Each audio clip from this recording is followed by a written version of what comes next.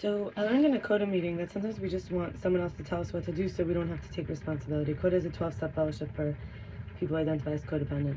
And when we have outdated information like that, we want attention from someone who we decided on versus who God provides, and then feeling like the seat was empty if there wasn't someone to fill it with when they were there, like the seat we're supposed to take up. And respecting my own life as my higher power, appreciate the one who gives me life, of course appreciates my time and energy, my offerings, being genuine, wholehearted, sincere.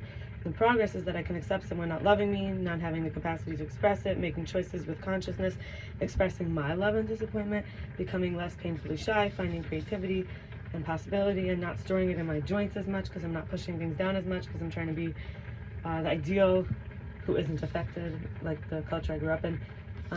A desperation felt at the time that I wrote this for an imaginary friend, really my past self, a baby that I once was, and lover. And of course, trying to grow playfully is neurodevelopment because it requires nutrition, minerals, sleep, time in nature, therapy, feeding the mind good information, meditation, art and writing, talking with friends, communing with others who also serve life, and entertainment. And then speaking of neurodevelopment, I have a coach, Simona Vivi Hadjigeorgalis, and the Center for Remothering. And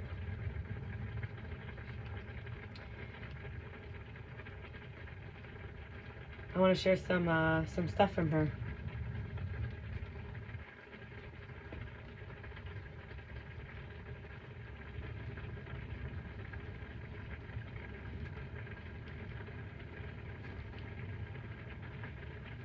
And she says, not everyone has the right to our emotional intimacy and relationship health with me. Like, is this someone who I want to navigate difficult communication with? If it goes like this, what am I actually able to accomplish? And about healthy, aligned internal power, this question is, did my mother love me? And asking at 34, at a baby age, did my father? Like the upbringing culture of defensiveness, tearing down versus building up, silent treatment, repression, explosiveness. So don't stir the pot because there could be bullying, there could be rage, there could be intimidation.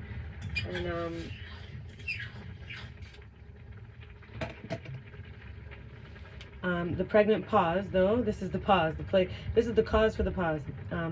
It's a conflict resolution opportunities. When we pause, we could have nonviolent communication. We admit we kind of made a mistake. Also, it takes away mind reading. I had this experience. It takes away the expectation, really. Mind reading, expectations. So people have to express themselves, and it actually takes away a lot of the tension. And then we could repair after the rupture. I'm thinking of my own mother, how she always deflected when she felt uncomfortable, and I often had not felt safe enough to withstand her with disappointment, her big feelings, and then the consequences, like tongue lashing, gossiping in a small community, or to the other,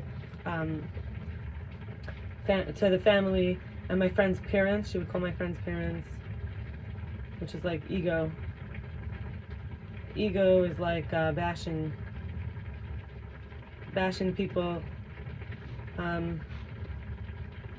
because they don't take on that they're bad.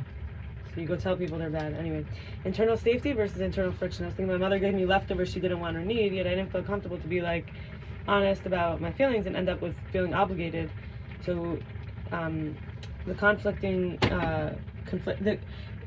the conflicting wills and passions and the desires, and I can introduce them to myself. Like, maybe gifts is not my mother's love language, after all, nice things, but she wasn't affectionate, saying nice things, and didn't spend quality time, present time.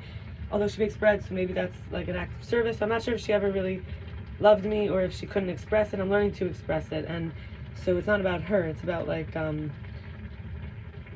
what I'm like, the grief if the person I want to be friends with can't be, or the mother I wanted to be my mother can't be, whether it's the way I want or at all, being with reality, of what actually is. And there's less performance when I can make choices to express myself, both love and disappointment. And then in my therapy,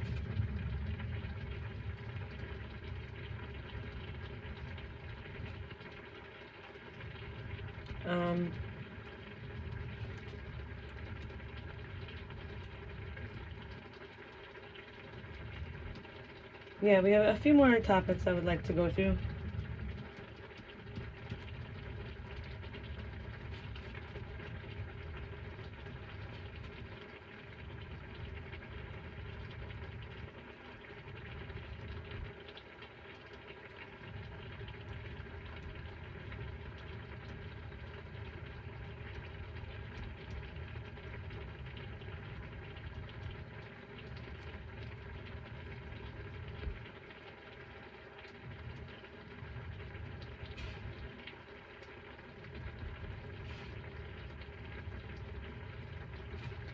I want to share, with my therapy. So why it either needs to be me or the man need to be my father? Like, why does the man that I date need to be my father? So we talked about mother, and then I went with my coach, and then with my therapist, thing of my father. So basically, this warmth spectrum, like ice and hot, passive and active, and this like dripping in, the ambitious, determined, is passion, responsible, mature, and then this happy and content, daydreaming piece. So to live in harmony, my mother's, I've heard, like, basically, let's take back that about harmony. If I've heard my mother's voice and I'm imprinted from her body language, as well as that she finds me lazy or unsuccessful, and I start to do these radiating kindness practices, and then when I look at the attachment revolving around, and the hindsight, the backside exposure, and just trying to bring it healthier versus the mixed messages, like when it's very intense right away, thinking of like the feelings I had about a man named Nazi, and the 4 elemental languages that I was practicing is like earth is sound waves through the land itself. Like, I want to be honest with you, and I want you to be honest with me. We send it through the earth. Then water, which is a heartbeat. I want you to love me, and I want to love you. And then radiate it with the heart. And then air is the sight, the disembodied mind, the head.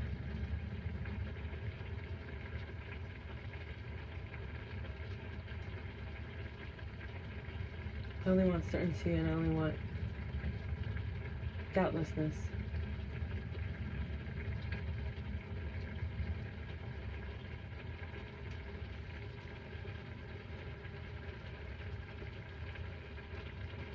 And then we have fire, which is the sparkly, the raising up energy. It's like the flaming feeling.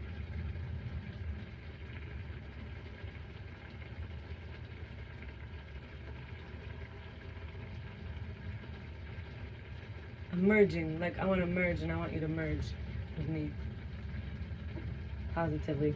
I want to share, there's a few mitzvos we learn, good deeds from Rambam, Maimonides. Number 174 we get from Devarim 17:12, where it says, you must keep the Torah as they interpret it for you and follow the laws that they legislate for you. We're commanded to obey a beis din Haggadah, the high court, the Supreme Court, and act in accordance with all their instructions, with what's permitted and prohibited. It's no different between whether they received it from the oral tradition or derived it using one of the principles of the Torah extrapolation, or decreed it in order to correct some laxity or in response to some other situation where they found it appropriate, and that it would strengthen Torah observance. We are required to obey all such directives and act in accordance with their words, not to transgress them. I was learning this because it's been challenging for me. I don't know that I accept that, and I'm not your role model for believing everything that is being said is really coming from a Supreme Court, like the individuals who are given the title, even though it's about my faith and trust in God. And do I have an attachment why I would not want to agree with them or not? Interesting to think about. It's an invitation. Then number 312 is a prohibition. So the other one was a commandment, and this is a prohibition. We're forbidden from disagreeing with the sages who passed down the oral tradition, may they rest in peace, or from deviating from any of their instructions in Torah matters. Then we have, and that's from Devarim 17:11, do not stray from the word that they declare you. Number 313 is a prohibition again, another prohibition, forbidden from adding on to either the written or the oral Torah. And Devarim 13:1, do not add to it. And then the 314th prohibition is forbidden, according to Maimonides, forbidden from subtracting from either the written or the oral Torah. And this is also based on Devarim 13:1, do not subtract from it. And then I want to share a few things that I had a conversation with a man named Michael Marcus Payne. He shared, some people need you to say it in words. This is the messages that I felt like he was trying to share with me. These are my own words or his words, I don't remember. Like, they make me come down here. Like, some people, they need you to say it in words. Like, he believes that sometimes you could just share it in the, like, for example, I gave examples with the elemental languages. He feels that we could, like, share it. We don't need to have to say it out loud, but that's when we come into the physical world, we could say it. He feels some people are stuck in their habits, and that memory is of a time of telepathy. That's and imagination is that there used to be a shared vision, is one unit of sight. He says what you practice, you become, and that dogs are the guides, they're the friend, they're the seeing eye dog.